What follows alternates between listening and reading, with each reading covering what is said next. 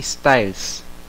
The use of styles in Word will allow you to quickly format a document with a consistent and professional look. Styles can be saved for use in many documents. There are many styles that are already in Word ready for you to use. To view the available styles, click the Styles dialog box on the Styles group in the Home tab.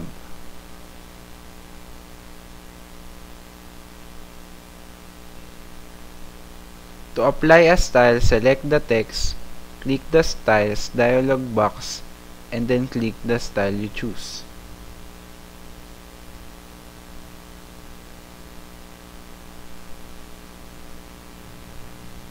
You can create styles formatting that you use regularly. There are two ways to do this: new styles or new quick styles. To do the new styles, click the Styles dialog box.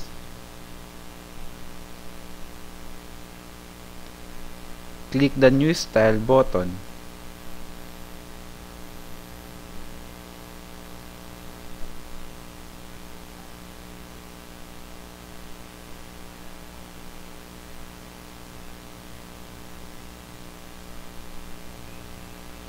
Complete the New Style dialog box at the bottom of that dialog box. You can choose to add this to the quick style list or to make it available on this document. To create a style easily, insert your cursor anywhere in the chosen style. Click the Style dialog box.